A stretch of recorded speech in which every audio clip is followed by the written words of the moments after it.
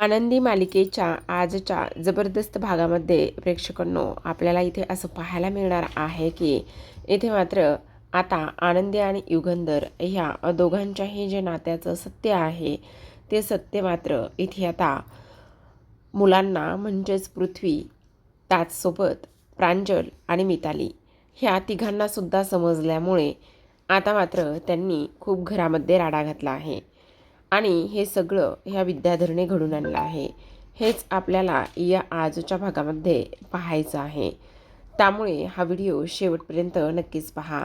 तर आता प्रेक्षकांनो इथे मालिकेच्या सुरुवातीला आपण पाहतोय की कशा पद्धतीने इथे आता ह्या युगंधरला सगळे काही जण प्रश्न विचारत असतात आणि ते म्हणजे इंग्लिशमध्ये.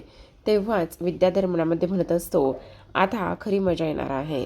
आता हा युगंधर कोणत्या आणि कसल्या प्रश्नांची कशी उत्तरं देतोय ना तेच मला पाहायचं आहे.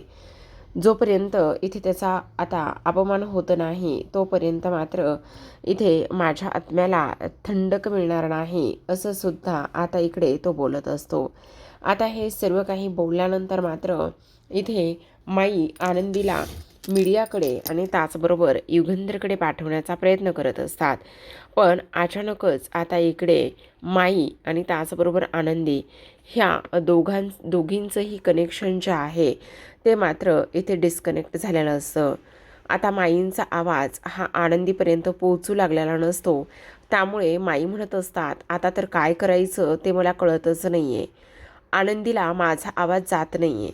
बहुतेक ना बॅटरी लो झालेली असावी आणि त्यामुळे आनंदीपर्यंत आता आपण इथे कनेक्ट होऊ शकणार नाही. आनंदी म्हणत असते, माई माई हॅलो माई. पण आनंदीला माईंचा आवाज न आल्यामुळे आता मात्र आनंदी विचार करू लागलेले असते की आता मी काय करू, कशा आणि कुठंपर्यंत इथे आता मालक साहेबांपर्यंत जाऊ तेच मला कळत नाही आहे. आता तर इथे माईंचा सुद्धा आवाज मला ऐकू येत नाही. मग मी काय करू असा प्रश्न आता आनंदीच्या मनामध्ये तयार झालेला असतो. तर समोर मात्र इथे मीडियावाल्यांनी युगंधरला प्रश्नांनी घेरलेलं असतं. युगंधर स्पष्ट शब्दात म्हणत असतो, हे बघा तुम्ही माझं जरा ऐकून घ्या, मी काय म्हणायलोय ते. तुम्ही ना मला मराठीमध्ये जे काही प्रश्न विचारायचे आहेत ना ते प्रश्न तुम्ही मला मराठीत विचारू शकता, पण मला इंग्लिशमध्ये नका प्रश्न विचारू. तेव्हा मात्र इकडे आता मीडियावाले म्हणत असतात, हे इंटरनॅशनल चॅनल आहे आणि त्यामुळे याच्यावर आम्हाला हे जे काही इंग्लिशमधले क्वेश्चन्स आहेत, प्रश्न आहेत ते विचारावंच लागणार आहेत आणि तुम्हालासुद्धा आम्हाला त्या सर्व प्रश्नांची आन्सर द्यावीच लागणार आहेत, असं सुद्धा आता इकडे ते लोक बोलत असतात. तेव्हा मात्र युगंधर म्हणत असतो, हे बघा मला जमणार नाही आहे. पण आता मात्र मीडियावाले म्हणत असतात, एवढे मोठे बिझनेसमॅन आहात तुम्ही, एवढे मोठे बिझनेसमॅन असूनसुद्धा तुम्हाला मात्र इथे ह्या छोट्या छोट्या प्रश्नांची उत्तरे येत नाही आहे का, असं म्हटल्याबरोबर आनंदीचा आवाज पाठीमागून येतो. आनंदी म्हणत असते, एक मिनिट मी आन्सर देऊ शकते, असं म्हणून आता लगेचच आनंदी हळूच पुढे येण्याचा प्रयत्न करत असते आणि म्हणत असते, माझे हजबंड तुम्हाला कोणत्याही प्रश्नाचं उत्तर इंग्लिशमध्ये देण्यासाठी बांधील नाही आहेत आणि त्यांची मातृभाषा आहे, ते तुमच्यासोबत मातृभाषेमध्ये बोलत आहेत. मातृभाषेचा इथे त्यांना अभिमान आहे आणि जर त्यांना मातृभाषेचा अभिमान आहे तर मग मात्र इथे तुम्ही अशा पद्धतीनं इथे आता कशा काय बोलू शकता, असं सुद्धा आता इकडे ती बोलत असते. त्याचबरोबर तुम्हाला ज्या काही प्रश्नांची उत्तरं हवी आहेत त्या सर्व प्रश्नांची उत्तरं मी देते, असं सर्व काही आनंदी आता इंग्लिशमध्ये बोलूनच इथे मीडियावाल्यांसमोर येण्याचा प्रयत्न करत असते. आता इकडे मात्र ह्या युगंधरला प्रचंड आनंद झालेला असतो की आनंदी मात्र इथे आता इंग्लिशमध्ये बोलू लागलेली आहे आणि त्याचबरोबर इथे तिला ह्या सर्व प्रश्नांची उत्तरंसुद्धा येत आहेत आणि त्याचबरोबर ती इंग्लिश टॉकिंग करते. ह्याचा मात्र आता इकडे युगंधरला फार आनंद झालेला असतो आणि तेव्हा आनंदी पुढे येते आणि म्हणत असते, माहिती आहे आम्हाला हे इंटरनॅशनल अवॉर्ड फंक्शन आहे, पण तरीसुद्धा जर एखादा व्यक्ती इथे ह्या सगळ्या गोष्टीचं श्रेय त्यांच्या इथे मातृभाषेला देत असेल तर काय फरक पडतो. तेव्हा मात्र तुम्हाला जे काही प्रश्न विचारायचे आहेत ते सर्व प्रश्न मी तुम्हाला त्याची उत्तरं देईल, असं म्हणून आनंदी बोलायला लागते. आणि तेव्हा त्यांचा प्रश्न हा आता फॅक्टरीतल्या त्या सगळ्या गोष्टीबद्दल असतो. तेव्हा आनंदी आता इकडे फॅक्टरीमध्ये काम केलेलं असल्यामुळे, त्याचबरोबर मालक साहेबांना एवढ्या जवळून तिने ओळखलेलं असल्यामुळे तिला सर्व गोष्टींची कल्पना असते. आणि त्यामुळे मात्र आनंदी आता इकडे सडेतोड उत्तरं देण्याचा सुरुवात करत असते. युगंधर मात्र ह्या इंग्लिशमध्ये फाडफाड बोलणाऱ्या आनंदीकडे आता डोळे भरून पाहत असतो. त्याला आनंदीचं फार कौतुक वाटू लागलेलं असतं की आज आपली बायको, त्याचबरोबर इथे मी ज्या मुलीसोबत लग्न केलं आहे ती मुलगी मात्र इथे अशा पद्धतीने बोलते, ही मात्र त्याच्यासाठी फार कौतुकास्पद गोष्ट असते. विद्याधर तर बोलणाऱ्या आनंदीला पाहून चकितच झालेला असतो. जो विद्याधर इथे युगंधरचा अपमान करून पाहत होता, त्याचबरोबर त्याला फक्त आणि फक्त इथे आनंदीचा अपमान करायचा होता, ह्या सगळ्या गोष्टीला आता इकडे मात्र जे सर्व मनसुबे जे आहेत ते आता इकडे धुळीस मिळालेले असतात. आता इकडे तो म्हणत असतो, मी एक करायला गेलो होतो आणि इथे तर एकच झाला आहे. ही आनंदी तर मात्र एवढ्या फडाफडा इंग्लिश बोलू लागलेली आहे. तेव्हा मात्र आता इथे मीडियावाल्यांना सर्व काही प्रश्नांची उत्तरं मिळाल्यानंतर आता लगेचच इथे आनंदीला युगंधर थँक्यू म्हणत असतो आणि म्हणत असतो, खरंच आनंदी, आज मात्र इथे माझ्यासाठी तू ह्या ज्या काही गोष्टी केल्यास ना, त्यामुळे मात्र मला प्रचंड आनंद झाला आहे, असं सुद्धा आता इकडे तो बोलू लागलेला असतो. आता हे सर्व काही बोलल्यानंतर आपण पाहतो की आता लगेचच आनंदी म्हणत असते, मालक साहेब प्लीज तुम्ही ना मला असं थँक्यू नका म्हणू. हे बघा, ह्या सगळ्या गोष्टीमध्ये मी इथे काहीच नाही केलेलं. उलट तुम्हाला एक गोष्ट सांगू का मालक साहेब, तुम्ही आत्तापर्यंत माझ्यासाठी खूप काही केलं आहे आणि माझ्यासाठी एवढ्या सगळ्या गोष्टी तुम्ही केल्यामुळे हे तर मी तुमच्यासाठी करणं अजिबातच काहीच नाही, असं इकडे आता ती बोलत असते. तेवढ्यातच आता आरती तिथे आलेली असते आणि आरतीने ह्या माणसाला आता काही डिझाईन्स बघायचे असतात. त्यामुळे मात्र तिने तिच्या खोलीमध्ये त्याला बोलवलेलं असतं, जो की हॉटेलवरचा रूम बुक केलेला असतो तिथे. आता हा राघवसुद्धा आरतीच्या समोर असतो आणि तेव्हा मात्र आरती त्याला डिझाईन्स दाखवत असते. जेव्हा ती डिझाईन्स दाखवते तेव्हा मात्र राघव तिच्या बाजूला जाऊन बसतो, तिच्या खांद्यावर हात ठेवत असतो आणि लॅपटॉपमध्ये इथे तो पाहत असतो. आरती मात्र इकडे एवढ्यातच त्याच्याशी काही बोलत नसते, पण मात्र इथे आता तिला ह्या सगळ्या गोष्टी थोड्याशा विचित्र पद्धतीने वाटू लागलेल्या असतात. आता मात्र इकडे इथे आरती त्याला दूर करण्याचा तेवढा प्रयत्न करत असते, पण दूर करण्याचा प्रयत्न केल्यानंतर सुद्धा आता मात्र तो दूर होत नसतो. जेव्हा आरती इथे आतमध्ये फ्रेश होण्यासाठी गेलेली असते तेवढ्यातच ह्या राघवनी मात्र तिच्या कॉफीमध्ये गुंगीचं औषध मिक्स करून ठेवलेलं असतं आणि जेव्हा तिच्या कॉफीमध्ये त्याने गुंगीचं औषध मिक्स करून ठेवलेलं असतं त्यावेळेला मात्र तो मुद्दाम इथे जबरदस्तीने आरतीला ती कॉफी पिण्यासाठी आग्रह करत असतो. जेव्हा तो आरतीला कॉफी पिण्यासाठी आग्रह करत असतो तेव्हा आरती मात्र इकडे म्हणत असते, हो पेते, पण आता मात्र तो जबरदस्ती तिला कॉफी पाजत असतो. दुसरीकडे आपण पाहतो की आता मिताली आणि त्याचसोबत पृथ्वी हे दोघेही जण आता फोनवर बोलू लागलेले असतात आणि जेव्हा दोघेही जण फोनवर बोलतात त्यावेळेला मात्र अवॉर्ड फंक्शनबद्दलच बोलत असतात आणि सोबतच इकडे मीटिंगबद्दल. आता मिताली म्हणत असते, दादा तुझी मीटिंग हे कशी झाली? तेव्हा पृथ्वी म्हणत असतो, हो गं, मीटिंग तर खूपच छान झाली आहे. मला पूर्ण खात्री होती की इथे ज्या आरतीने डिझाईन्स बनवल्यात ना त्या आपल्या क्लायंटला नक्कीच आवडतील. तिला त्या डिझाईन्समधलं सगळं माहिती आहे, असं इकडे ती बोलू लागते. तर आता मात्र इथे पृथ्वी म्हणत असतो, हो, पण तुला सांगू का, मला ना अवॉर्ड फंक्शनसुद्धा पाहायचं होतं. तू पाहतेस का? नाही ना दादा, काय सांगू, इथे ना नेटवर्कचा प्रॉब्लेम आहे, त्यामुळे मात्र मला अवॉर्ड फंक्शन पाहताच नाही आलं, असं ती बोलत असते. तेवढ्यातच आता मी माइंडना रेकॉर्डिंग करून ठेवायला सांगितलं आहे, बघूया की आता तिथे आपल्याला काय बघायला भेटते आणि काय नाही ते, असं सुद्धा आता इथे ती बोलत असते. आता मात्र इकडे पृथ्वी म्हणत असतो, हो, पण बाबा ना फार एकटे पडले असतील रे.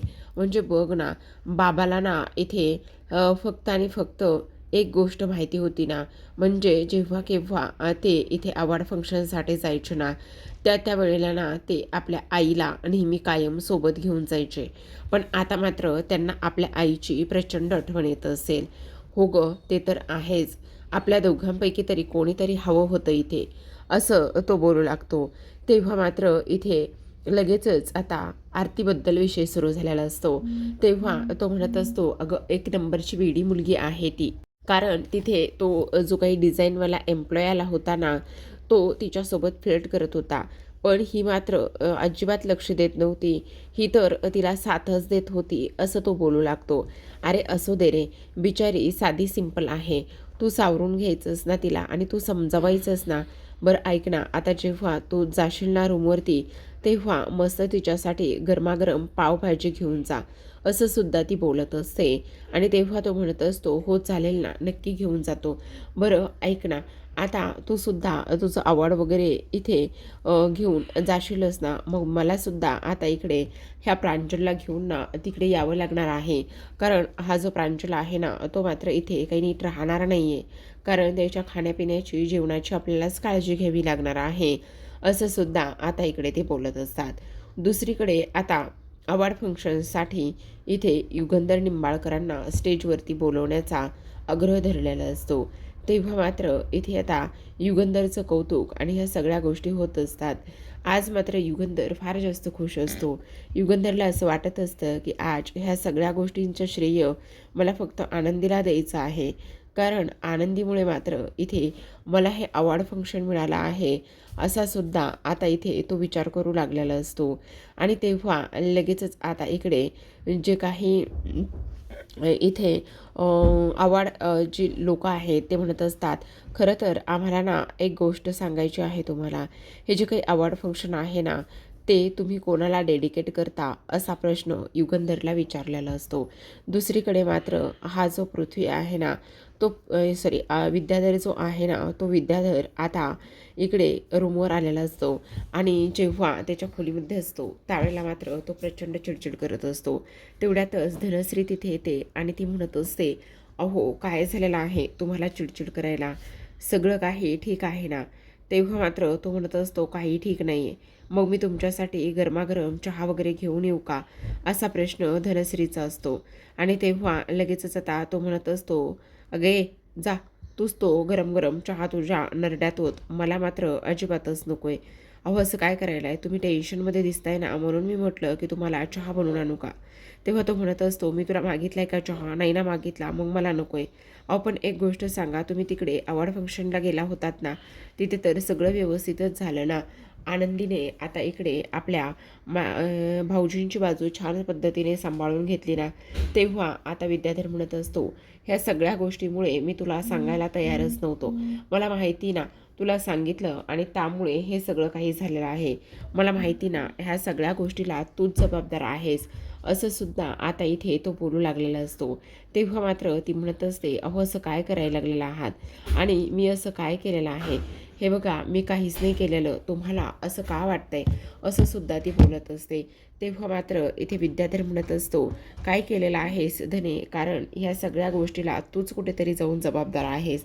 आणि त्याचबरोबर तुला सांगू का, आत्तापर्यंत मी असं ठरवलं होतं की काही जरी झालं ना तरीसुद्धा त्या माणसाला चांगला धडा शिकवायचा. पण माझे तर उलटेच पडत आहेत. पण आता मात्र मी शांत बसणार नाही. आता बघ मी काय करतोय तो." असं म्हणून आता लगेचच इथे विद्याधर 2 तिकीट्स बुक करायला सांगत असतो. तेव्हा धनश्री म्हणत असते, "काय हो, विमानाची तिकीटं कोणासाठी बुक करायला सांगताय?" तेव्हा तो म्हणत असतो, "आता हे सुद्धा मी तुला सांगायला हवं आहे का? ह्या सगळ्या गोष्टी मी तुला अजिबातच सांगणार नाही." असं सुद्धा स्पष्टपणे आता इकडे तो बोलू लागलेला असतो. आता इकडे त्याने 2 तिकीट्स बुक करायला लावलेले असतात. धनश्रीला अजून तरी तोच प्रश्न पडलेला असतो की ह्याचं नेमकं काय चाललेलं आहे आणि त्याचसोबत ह्याने अशा 2 तिकीट्स का बरं बुक करायला सांगितलेलं असतील. आणि तेव्हा आता इकडे तो म्हणत असतो, आता इकडे विद्याधर गप्प बसणार नाही. कारण विद्याधरला आता इकडे समजलंय की ह्या युगंधरची नांगी कशी ठेचायची आणि काय करायचं ते. त्यामुळे मी अजिबातच त्याला सोडणार नाही, असं सुद्धा आता इकडे तो बोलत असतो. हा विद्याधर फक्त इथे आग नाही तर इथे तो पूर्ण जाळ आहे आणि त्याचबरोबर हा विद्याधर इथे डसणारा एक नाग आहे असं सुद्धा आता इकडे तो बोलत असतो. अख्खा नाग आहे असं इकडे तो म्हणतो. दुसरीकडे मात्र आता इकडे आरतीने ती कॉफी प्यायल्यामुळे तिला थोडंसं गरगरल्यासारखं होऊ लागलेलं असतं. तेव्हा तिला कळत नाही की आता मी काय करू म्हणून. तेवढ्यातच आता ती इथे बसण्याचा पूर्ण प्रयत्न करत असते. पण तेवढ्यात तो राघव मात्र म्हणत असतो, अगं काय झालेलं आहे, सगळं काही ठीक आहे ना, तुला त्रास होतोय का? तेव्हा ती म्हणत असते, मी आलीच. असं म्हणून तिथे असलेल्या समोरच्या टेबलवर एक पाण्याची बॉटल असते आणि त्यातलं पाणी इथे आता ती प्यायला लागलेली असते. तेव्हा मात्र हा राघव म्हणत असतो, काय झालेलं आहे, हे बघ तुला त्रास होतोय का, डोकं दुखतंय का, हे बघ तू इथे बस बरं, असं इकडे तो म्हणत असतो. आणि ह्या सगळ्या गोष्टी बोलल्यानंतर आरती म्हणत असते, हे बघा ना, तुम्ही आत्ता जर गेलात ना तरीसुद्धा चालेल, मला मात्र इथे तुमच्याशी काहीच नाही बोलायचं आत्ता, प्लीज तुम्ही जा. अगं अशा तुला त्रास होत असताना मी कसं काय निघून जाऊ शकतो, असं आता तो बोलू लागतो. आणि त्यानंतर आता तिचं डोकं त्याने पकडलेलं असतं. तेव्हा आरती म्हणत असते, अहो मी ठीक आहे, मला काही नाही होतंय, तुम्ही बाजूला व्हा बरं आणि जा बरं. पण आता मात्र आरती त्याला बाजूला करणार, पण तेवढ्यातच आता तो पुन्हा अजून तिच्या जवळ जाण्याचा प्रयत्न करत असतो. आणि प्रयत्न केल्यानंतर आता मात्र इकडे लगेचच आरती म्हणत असते, तुम्ही सोडा ना मला, सोडा. तेव्हा तो म्हणत असतो, मी अजिबातच इकडे सोडणार नाही, असं सुद्धा आता इथे तो बोलत असतो. आणि तेव्हा मात्र आरतीला आता इकडे ती बेशुद्ध झालेली असते आणि बेशुद्ध झाल्यानंतर आता मात्र हा राघव जो आहे ना, तो राघव तिच्या जवळ येण्याचं काम करत असतो. आता आरती मात्र बेशुद्ध होऊन पडलेली असते. दुसरीकडे आपण पाहतो की आता शिल्पा मात्र तिची बॅग भरू लागलेली असते आणि बॅग भरून तिला मात्र आता इथे राहायचं नसतं. कारण युगंधरने असं सांगितलेलं असतं की पुढचे येणारे 8 दिवस तू इथे राहायचं नाहीस, तर तू मात्र इथे गुरुजींच्या आश्रमामध्ये जायचं आहेस.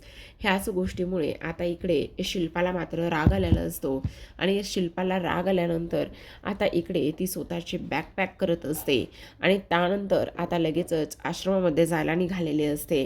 कारण युगंधरचे शब्द मात्र तिच्या फार जास्त जिव्हारी लागलेले असतात आणि युगंधरचे शब्द फार जास्त जिव्हारी लागल्यामुळे आता ती निघालेली असते. तेवढ्यातच आता इथे बापू येतात आणि बापू शिल्पाला म्हणत असतात, अगं शिल्पा काय करायला लागलीस, चल लवकर पटकन तिकडे बघ ना, इकडे जो आपला युगंधर आहे ना त्याला अवॉर्ड आता मिळणार आहे, त्यामुळे चल तू. पण शिल्पा मात्र बापूवर सुद्धा खेक असते आणि म्हणत असते, बापू मला आत्ता तुमच्याबरोबर कुठेही जायचं नाही, तुम्ही आत्ताच्या आत्ता इथून निघून जा, मला तुमच्यासोबत काहीच बोलायचं नाही, असं सुद्धा आता इकडे ती बोलत असते. आणि त्यानंतर बापूंना तिथून पाठवत असते.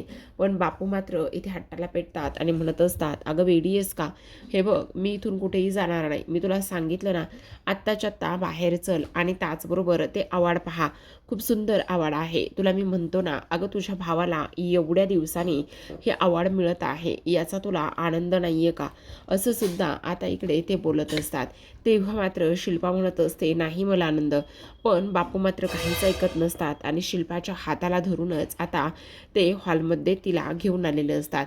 जेव्हा हॉलमध्ये ती तिला घेऊन येतात तेव्हा मात्र स्क्रीनवरती आनंदी आणि त्याचबरोबर इथे युगंधर दिसत असतात. आता इकडे हे अवॉर्ड आम्ही जरी तुम्हाला देणार असलात तरीसुद्धा इथे मात्र प्रत्येक यशस्वी पुरुषाच्या मागे एका खंबीर आणि त्याचबरोबर प्रेमळ अशा स्त्रीचा हात असतोच, असं अवॉर्डमध्ये म्हटलं जातं. आणि त्यामुळे मात्र आम्हाला असं वाटतंय की हा जो काही अवॉर्ड आहे तो इथे युगंधर निंबाळकरच्या मिसेस म्हणजेच आनंदी निंबाळकर यांनी तो देण्यात यावा असं आम्हाला वाटतंय. असं बोलल्याबरोबर आता मात्र इकडे बापू म्हणत असतात, बघितलं ह्या सगळ्या गोष्टी ज्या आहेत ना त्या मात्र इथे आनंदीमुळे शक्य झालेल्या आहेत. आज मात्र इथे आनंदीने आपल्या युगंधरची लाज राखलेली आहे आणि आनंदीने युगंधरची लाज राखलेल्यामुळे ह्या सगळ्या काही गोष्टी इथे झालेल्या आहेत, असं सुद्धा आता इकडे ते बोलत असतात. आता हे सगळं काही बोलल्यानंतर मात्र इथे आनंदी मनामध्ये विचार करत असते की आता मात्र हा अवॉर्ड देण्यासाठी मी अजिबातच यांच्या लायकीची नाही आहे, कारण माझी किंमतच तेवढी नाही आहे, असं इकडे ती बोलू लागते. आणि त्याचबरोबर आता मात्र मालक साहेबांच्या समोर मी कशी काय उभी राहू शकते तेच मला काही कळत नाही. ह्या सगळ्या गोष्टी मी कशा काय करू शकते तेच मला काही कळत नाही, असं सुद्धा ती बोलत असते. दुसरीकडे आता जेव्हा हा राघव इथे आरतीला त्रास देण्याचा प्रयत्न करत असतो, नेमका त्याच वेळेला आता पृथ्वी आलेला असतो. जेव्हा पृथ्वी येतो त्यावेळेला मात्र तो राघवची कॉलर पकडतो आणि म्हणत असतो, तुझी हे सगळं काही करण्याची हिंमत कशी झाली? तू तिच्याजवळ जाण्याचा प्रयत्न तरी कसा करू शकतोस? असं म्हणून त्याला बेदम मारत असतो. तेव्हा राघव म्हणत असतो, हे बघ मी स्वतः इथे आलेलो नाही आहे, तिने स्वतः मला बोलवलेलं आहे. मी एकटा इथे का आणि कशामुळे येईल? हे बघ मी अजिबात इथे स्वतःहून आलो नाही आहे, तू मला मारू नकोस. पण आता मात्र इकडे हा पृथ्वी रागाला गेलेला असतो आणि म्हणत असतो, अशी एखादी मुलगी दिसली की तिच्या जवळ जाण्याचा तुमचा हा जो काही डाव असतो, हा जो काही प्रयत्न असतो, तो मात्र आम्ही अजिबात इकडे सोडणार नाहीत किंवा यशस्वी होऊ देणार नाही. आता ह्या दोघांची मारामारी आणि हा सगळा काही आवाज ऐकल्यानंतर आता मात्र इकडे वेटर आणि मॅनेजर हे दोघेही जण आलेले असतात आणि ताबडतोब राघवला घेऊन जातात. पृथ्वी मात्र भयंकर चिडलेला असतो आणि म्हणत असतो, काही जरी झालं ना तरीसुद्धा आता इकडे ह्याला ताबडतोब तुम्ही लॉकअपमध्ये टाका, असा पृथ्वीचा हा प्रश्न असतो. आता दुसऱ्या बाजूला मात्र इकडे युगंधरला आता इकडे स्टेजवरती अवॉर्ड फंक्शनसाठी सुरुवात झालेली असते आणि अवॉर्ड घेण्यासाठी हा जो काही युगंधर आहे तो पोहोचलेला असतो. मीडियावाले खूप असतात, टाळ्या वाजवून इथे त्याचं स्वागतसुद्धा करत असतात. आता मात्र इकडे तुमच्या बायकोला बोलवा असं सांगण्यात आलेलं असतं. तुम्ही त्यांना इथे बोलवा असं सांगण्यात आल्यानंतर आता मात्र इकडे ह्या सगळ्यांना धक्का बसतो. आता खरं तर इथे आनंदी म्हणत असते, हे सगळं काय आहे? त्याचबरोबर मला अवॉर्ड घेण्यासाठी इथे स्टेजवरती अजिबातच जायचं नाही, असं सुद्धा आता इकडे ती मनामध्ये बोलत असते. आणि त्यानंतर मात्र युगंधरचं लक्ष आनंदीकडे जातं. मग तो म्हणत असतो, आनंदी इथे ये. तेव्हा आनंदी आता म्हणत असते, मी आता कशी जाणार आहे वरती? मला तर काहीच अंदाज येत नाही आहे. इथे माई जर असत्या तर त्यांना मी विचारून नक्कीच इथे त्यांच्यासोबत स्टेजवरती गेले असते. पण आता मात्र माईसुद्धा माझ्यासोबत नाही आहेत, डिस्कनेक्ट झालेला आहे. मग मी आता कशी आणि कशा पद्धतीने तिथंपर्यंत जाणार आहे हे मला कळत नाही. आता मात्र युगंधर आनंदीला स्टेजवर घेऊन जाण्यासाठी स्वतः स्टेजच्या खाली आलेला असतो. तेव्हा आता इकडे बापू म्हणत असतात, बघितलंस का तू कशा पद्धतीने युगंधरने आनंदीला आणि त्याचसोबत आनंदीने युगंधरला ह्या दोघांनी सुद्धा एकमेकांना छान असं सावरून घेतलेलं आहे. खरं तर नातं असावं तर असं असं ते बोलत असतात. आता मात्र जेव्हा हे सगळं काही होत असतं तेव्हा मात्र इकडे शिल्पाला राग येऊ लागलेला असतो. शिल्पा विचार करत असते की नाही, ह्या आनंदीमुळे इथे माझ्या भावाच्या मनामधली माझी जागा कमी झालेली आहे. त्याचबरोबर तो हळूहळू माझ्या वहिनीला म्हणजेच समिधालासुद्धा विसरून चाललेला आहे. असे प्रश्न आता इकडे तिच्या मनामध्ये सुरू झालेले असतात. आता इकडे हे सगळं काही होत असताना आनंदच्या बाजूला युगंधर येऊन उभा राहतो आणि त्यानंतर आनंदी पुन्हा मनामध्ये विचार करत असते, नाही मला इकडे स्टेजवरती खरं तर जायचं नाही आहे. कारण सगळ्यात महत्त्वाची गोष्ट म्हणजे मालक साहेबांना मी अवॉर्ड द्यावं एवढी मी मोठी नाही आहे आणि त्याचबरोबर इथे हा माझा हक्कसुद्धा नाही आहे. मी एक साधी आणि त्याचबरोबर मिडल क्लास घराण्यातली मुलगी आहे आणि मालक साहेबांना माझ्या हस्ते अवॉर्ड कसा काय देऊ असा आनंदी विचार करू लागते. तर आता आजच्या भागामध्ये एवढंच. उद्याचा भाग फार इंटरेस्टिंग आहे. एवढा मोठा ग्लोबल अवॉर्ड मिळाल्यामुळे आता युगंधर फार खुश असतो आणि युगंधर आणि आनंदी आता हे दोघेही जण घरी यायला निघतात. जेव्हा दोघेही जण घरी येतात त्यावेळेला मात्र आता लगेचच इकडे हा जो काही मिताली त्याचबरोबर प्रांजल आणि पृथ्वी हे तिघेही जण घरी आलेले असतात. पण त्यांनी ना इथे लाईव्ह टेलिकास्ट पाहिलेलं असतं आणि त्या लाईव्ह टेलिकास्टमध्ये असं दाखवण्यात आलेलं असतं की आनंदी ही युगंधरची बायको आहे आणि हेच सत्य आता इकडे ह्या तिघांना समजतं. खरं तर हा विद्याधरचा पूर्ण डाव असतो, कारण विद्याधरनेच हे घडून आणलेलं असतं. आता जेव्हा आनंदी आणि युगंधर हे दोघे जण घरी येतात तेव्हा मात्र इकडे मुलं टाळ्या वाजवत असतात आणि म्हणत असतात, वा युगंधर निंबाळकर वा. खरं पाहायला गेलं तर एक बाप म्हणून आमच्या नजरेमध्ये तुमची थोडीशी तरी होती, पण आज मात्र ती सुद्धा राहिलेली नाही आहे. कारण तुम्ही सगळ्या लिमिट्स क्रॉस केलेल्या आहेत. तुम्ही इथे ह्या आनंदीसोबत लग्न केलेलं आहे आणि मुलांना फसवलेलं आहे, आमच्या आईला फसवलेलं आहे. त्याचबरोबर आनंदी तू धोकेबाजसुद्धा आहेस. आजपासून आपल्यामध्ये जे काही नातं होतं ते मात्र संपलेलं आहे. आता तुमचे मार्ग वेगळे आणि आमचे मार्ग वेगळे असं सुद्धा आता इकडे स्पष्टपणे तो बोलत असतो. आणि हे सर्व काही बोलल्यानंतर आता मात्र इकडे आनंदीला आणि ताससोबत इथे ह्या युगंधरला सुद्धा आता इकडे धक्का बसलेला असतो की हे सगळं कसं आणि कशा पद्धतीने झालंय आणि नेमका ह्या सगळ्या गोष्टी आत्ताच कशा काय व्हायला होत्या हे सुद्धा आता इकडे त्यांना समजत नसतं. तर शेवटी प्रेक्षकांनो, मुलांसमोर एवढ्या मोठ्या गोष्टीचा उलगडा झालेला असतो आणि तो सुद्धा ह्या विद्याधरमुळे. तर पाहत राहा आनंदी. भेटूयात उद्याच्या भागामध्ये. तोपर्यंत धन्यवाद.